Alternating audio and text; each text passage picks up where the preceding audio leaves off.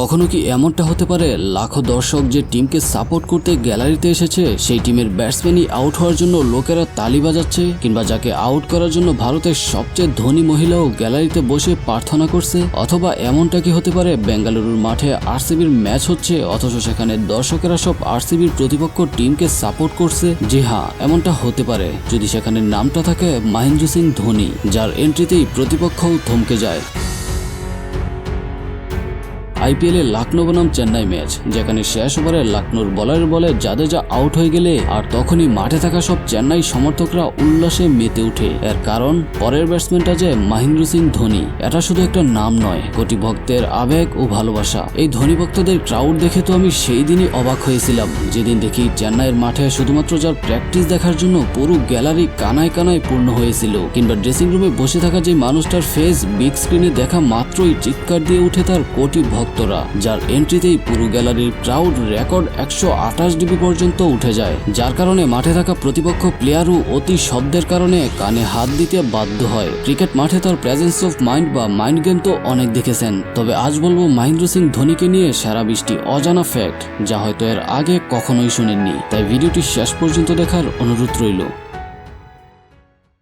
Number 20, MS Dhoni the untold story. যে সিনেমাটা দেখে অনেকেই ধোনির ফ্যান হয়েছেন, তবে সেই মুভির একটা সিনে দেখানো হয় যে ধোনি প্রিয়াঙ্কার সাথে প্রথম যখন প্লেনে দেখা হয় তখন প্রিয়াঙ্কা তার নাম জানতে চাইলে ধোনি বলেন যে কাল ইন্ডিয়া পাকিস্তান ম্যাচের সময় টিভিতেই দেখে নিতে। কিন্তু বাস্তবে প্রিয়াঙ্কার সাথে ধোনির 2002 সালে প্রথম দেখা হয়, তখনও তার জাতীয় দলে অভিষেক হয়নি। আর 2004 সালে ধোনি ভারতের হয়ে জাতীয় দলে অভিষেক হওয়ার আগেই প্রিয়াঙ্কা অ্যাক্সিডেন্টে মারা যায়, তাই প্রিয়াঙ্কা বাস্তবে কখনোই ধোনিকে টিম ইন্ডিয়ার হয়ে খেলতে দেখেননি।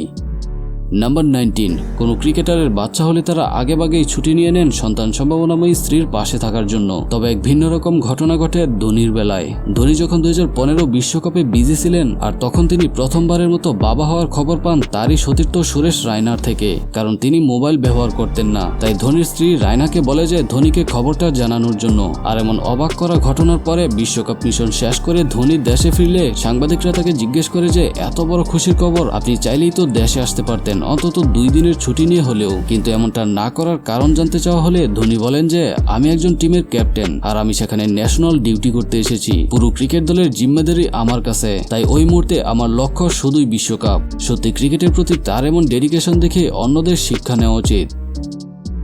নাম্বার 18, MS ধোনির এক একটা ছক্কা কতটা স্পেশাল তা সবাই জানি। যেমন 2011 ওয়ার্ল্ড কাপে তার লাস্ট বলের সেই ছক্কা, যা একটা ইতিহাস। তবে এমনই এক বিরল ঘটনা ঘটান 2020 আইপিএলে। সেবার আইপিএল অনুষ্ঠিত হয় সংযুক্ত আরব আমিরাতে, আর শারজাহ স্টেডিয়ামে ধোনির চেন্নাই মুখোমুখি হয় রাজস্থান রয়্যালসের বিপক্ষে। আর 20তম ওভারে ধোনি সেই ম্যাচে পরপর 3টি ছক্কা মারেন, আর সেখানকার একটি ছক্কা একদম স্টেডিয়াম ছাড়িয়ে পাশের একটি রোডে গিয়ে পড়ে।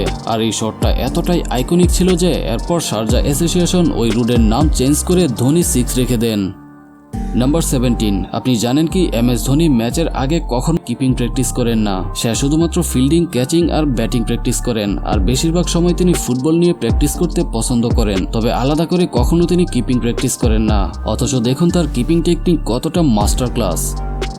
Number 16, 2011 world cup final. যেই ম্যাচে ধোনির ম্যাচ জেতানো সেই ছক্কাটা কখনো ভুলার মতো নয়। তবে সেই ম্যাচে যখন ভারত ব্যাটিং করছিল তখন 35 রান করে বিরাট কোহলি আউট হওয়ার পর দল যখন অনেকটা ব্যাটিং বিপর্যয়ে, তখন ব্যাটিংয়ে নামার কথা ছিল যুবরাজ সিং কিংবা সুরেশ রায়নার। কিন্তু সেদিন সবাইকে অবাক করে নিজের ব্যাটিং অর্ডার উপরে এনে সবাইকে চমকে দিয়ে সেদিন ধোনি নিজেই ব্যাটিং নেমে পড়েন এবং শেষ পর্যন্ত 91 রানের ম্যাচ জয়ী ইনিংস খেলেন। কিন্তু বিশ্বকাপের পর ধোনির কাছে জানতে চাওয়া হয় যে বিশ্বকাপের মতো একটা তাও আবার ফাইনাল ম্যাচ, যেখানে পূর্ব পরিকল্পনা অনুযায়ী সবকিছু ঠিকঠাকভাবে সাজানো থাকে, কিন্তু আপনি সেদিন রায়না কিংবা যুবরাজকে রেখে নিজেই কেন ব্যাটিংয়ে নেমেছেন? জবাবে ধোনি জানান যে এটা আসলে একটা ক্যালকুলেটেড ডিসিশন, কারণ ওই সময় বোলিংয়ে ছিলেন লঙ্কান বিস্ময় বোলার মুরালীধরন। এই পিচে যার বল খেলতে আমাদের ব্যাটসম্যানদের সমস্যা হচ্ছিল, আর নতুন ব্যাটসম্যানদের জন্য তো আরও কঠিন ছিল।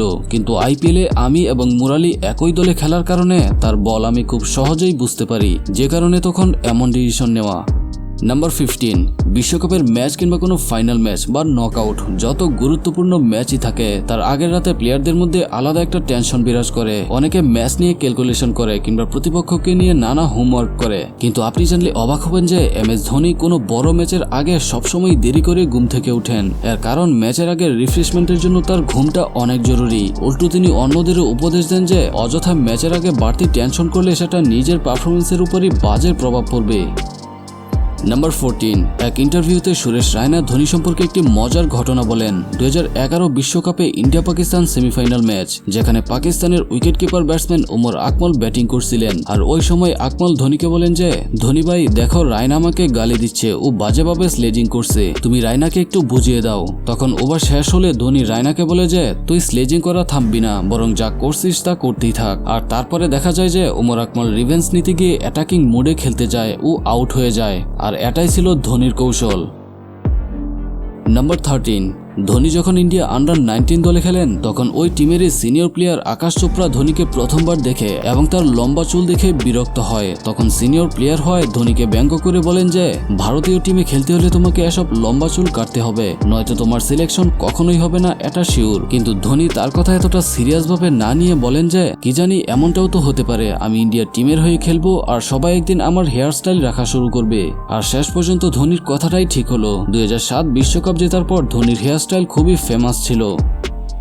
নাম্বার 12, 2007 বিশ্বকাপে যখন ইন্ডিয়া গ্রুপ স্টেজ থেকেই বাদ পড়ে যায় তখন রাহুল দ্রাবিড়কে ক্যাপ্টেন্সি থেকে বাদ দেওয়া হয়। আর তখন ভারত নতুন অধিনায়ক খোঁজা শুরু করেন। আর তখন সচিনই একমাত্র ব্যক্তি যিনি ক্যাপ্টেন্সির জন্য ধোনির নাম রিকমেন্ড করেন, বলেন যে এই ছেলেটাকে দলের জন্য দুর্দান্ত ডেডিকেটেড মনে হয়েছে, চুপচাপ থাকে তবে তার ক্রিকেটীয় মেধা দুর্দান্ত।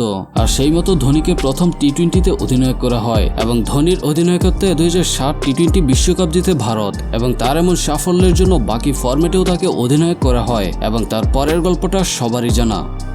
নাম্বার 11, 2016 সালে জিম্বাবুয়ের বিপক্ষে এক ম্যাচে ধোনি ব্যাট করার সময় বোল্ড আউট হয়ে যান এবং বোল্ড হওয়ার সময় স্টাম্পের একটি বেলস এসে তার চোখে লাগে এবং তা তাকে এতটাই জখম করে যে তা ধোনির ওই ম্যাচ থেকে ছিটকে যাওয়ার জন্য যথেষ্ট ছিল। কিন্তু সে তা না করে ওই পুরো ম্যাচেই উইকেট কিপিং করেছিলেন এবং 2টি ক্লোজ স্টাম্পিংও করেছিলেন। নাম্বার 10, নিজের দেশের হয়ে 100তম টেস্ট ম্যাচ খেলা অনেকটাই গৌরবের, কিন্তু ধোনির 90 টেস্ট ম্যাচ খেলা হলেই রিটায়ারমেন্ট নিয়ে নেন। কিন্তু অনেকেই বলেন যে চাইলেই তো 100 টেস্ট ম্যাচ খেলে ফেয়ারওয়েলের মাধ্যমে ফরম্যাটটি ছাড়তে পারতেন। কিন্তু ধোনি বলেন যে সে কখনোই মাইলস্টোন অ্যাচিভ করার জন্য খেলে না কিংবা ঘটা করে বিদায় দেওয়া, এসব তিনি কখনোই পছন্দ করতেন না। নাম্বার 9, ধোনির হেলিকপ্টার শটের পেছনের কারিগর ছিলেন ধোনির ছোটবেলার বন্ধু সন্তোষ লাল, যিনি 2013 সালে 32 বছর বয়সে মারা গিয়েছিলেন। যখন সন্তোষের প্যানক্রিয়াটাইটিস নামক রোগ ধরা পড়ে এবং তার জরুরি চিকিৎসার প্রয়োজন হয় তখন ধোনি ভারতীয় ক্রিকেট দলের সাথে সফরে ছিলেন। তবুও পরে খবর পেয়ে উন্নত চিকিৎসার জন্য তাকে রাঁচি থেকে দিল্লিতে নিয়ে যাওয়ার জন্য হেলিকপ্টারও পাঠিয়েছিলেন। কিন্তু দুর্ভাগ্যবশত প্রতিকূল আবহাওয়ার কারণে হেলিকপ্টারটি দিল্লিতে পৌঁছাতেই সন্তোষের জীবন বাঁচাতে অনেকটাই দেরি হয়ে গিয়েছিল। সন্তোষ সেখানেই মারা যান। নাম্বার 8, আপনি যদি একজন ধোনি ফ্যান হয়ে থাকেন তাহলে নিশ্চয়ই জানেন ধোনি কতটা বাইক পাগল। তার এখনো 80টারও বেশি বাইক রয়েছে এবং তার একটি বাইক রেসিং কোম্পানিও রয়েছে যার নাম Mahi racing team India. Number 7, অন্য সব ক্রিকেটারদের মতো ধোনিরও ইন্সপিরেশন হলেন সচিন টেন্ডুলকার। তবে ক্রিকেট খেলায় MS ধোনি তার আইডল মানতেন অ্যাডাম গিলক্রিস্টকে, কারণ তার ব্যাটিং ও উইকেট কিপিং অনেকটাই ধোনির সাথে মিলে যায়।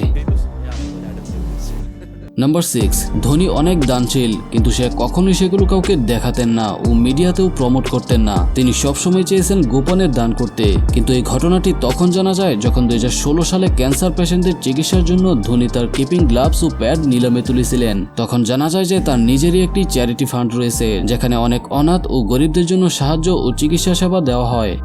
নাম্বার 5, ধোনি এক ইন্টারভিউতে একটি ইন্টারেস্টিং কথা জানান। তিনি বলেন যে তিনি কখনোই ভাবেননি যে তিনি ইন্ডিয়া টিমের হয়ে খেলবেন। তার কাছে সবসময় মনে হয়েছিল যে তার ক্রিকেট ক্যারিয়ার স্টেট লেভেলেই সমাপ্তি হয়ে যাবে আর তাতেই তিনি খুশি থাকবেন। তবে ভাগ্যের কি পরিহাস, সেই ধোনিই এখন ক্রিকেট বিশ্বের আইকন। নম্বর 4, ধোনির ক্যাপ্টেন্সিতেই ইন্ডিয়া প্রথমবারের মতো টেস্ট সিরিজে অস্ট্রেলিয়াকে 4-0-তে হোয়াইট ওয়াশ করেছিল।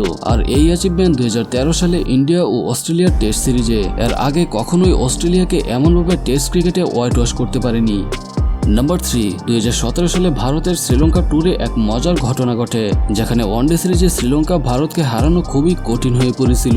আর তৃতীয় ওয়ানডেতে যখন ইন্ডিয়া প্রায় জেতার মুহূর্তেই তখন লঙ্কান ভক্তরা রাগে ক্ষোভে মাঠেই লঙ্কান ফিল্ডারদের উপর বোতল ছুঁড়ে মারেন। আর পুরো গ্যালারি জুড়ে তা এতটাই ব্যাপক আকার ধারণ করে যে ওই সময় বাধ্য হয়ে আধা ঘন্টার জন্য ম্যাচটি বন্ধ রাখতে হয়। আর সেই সময়টায় ধোনি ব্যাটিংয়ে ছিলেন, আর ম্যাচ বন্ধ দেখে ব্যাট প্যাড রেখে মাঠেই শুয়ে পড়েন। আর এমন ঘটনা একেবারেই প্রথম। আর ধোনির এই ঘুমের ছবিটি সোশ্যাল মিডিয়ায় তখন ব্যাপক ট্রেন্ডিংয়ে ছিল। নাম্বার 2, হার্দিক পান্ডিয়া, যিনি এখন দারুণ আলোচনায় রয়েছে। তবে 2016 সালে যখন তার ডেবিউ হয় তখন অস্ট্রেলিয়ার বিপক্ষে তার করার প্রথম ওভারেই 21 রান দেন। আর তিনি মনে করেন হয়তো তাকে আর বোলিংয়ের সুযোগ দেওয়াই হবে না, এমনকি তাকে আর দলেও রাখা হবে না। কিন্তু ধোনি তাকে এতটা খরচে হওয়ার পরেও আবারও বোলিংয়ে নিয়ে আসেন এবং ওই ম্যাচে হার্দিক পান্ডিয়া 2 উইকেট নিয়ে ম্যাচ জয়ের দারুণ ভূমিকা রাখেন। আর ম্যাচ শেষে রিপোর্টাররা জানতে চান যে কেন তাকে নিয়ে এতটা রিস্ক নিলেন ধোনি। যদি ম্যাচটি হাতছাড়া হয়ে যেত তখন ধোনি বলেন যে আমি জানি সে খরচে ছিল এবং আমি এটাও জানি সে পরের ওভারটি ভালো করবে, কারণ আগের ওভারে খারাপ করার পর এবার সে ভুলটা বুঝতে পেরেছে আর এখন সে সেরাটা দিবে। আর পান্ডিয়াও মনে করেন যে ধোনির ওই দিনের সেই সিদ্ধান্তটাই তার ক্যারিয়ারের টার্নিং পয়েন্ট ছিল। নাম্বার 1, 2004 সালে যখন ধোনির ডেবিউ হয় তখন ইন্ডিয়া বাংলাদেশ সফর করছিল। আর বাংলাদেশের সাথে সফল সিরিজ জয়ের পর ধোনিকে নিয়ে ড্রেসিং রুমে বসে বাকিরা সবাই মজায় মেতেছিলেন। একাদশে প্রথম সিরিজেই হতাশাজনক পারফরমেন্স, তার উপর সিনিয়রদের হাতে র্যাগিং, সবচেয়ে জুনিয়র ও নতুন প্লেয়ার হয় তাকে সবার সামনে টেবিলের উপর দাঁড়িয়ে নিজের সম্পর্কে বলতে বলেন বাকি সিনিয়র ক্রিকেটাররা। আর ধোনি যখন নিজের সম্পর্কে বলতে শুরু করেন তখন এক পর্যায়ে বলেন যে আমি টিভিতে খুব বেশি ম্যাচ দেখতাম না, আমি শুধু টেন্ডুলকারের ব্যাটিং দেখার জন্য ক্রিকেট দেখতাম, আর সচিন আউট হলেই খেলা দেখা বন্ধ করে দিতাম। আর এটা শুনে ড্রেসিং রুমে সবাই হাসতে শুরু করেন। তো ভিউয়ার্স, ধোনিকে নিয়ে কোন ফ্যাক্টটি আপনার কাছে সবচেয়ে ভালো লেগেছে তা কমেন্টে লিখে জানান। আর ধোনির ফ্যান হলে ভিডিওটিতে একটি লাইক দিন ও চ্যানেলটি সাবস্ক্রাইব করুন। ধন্যবাদ।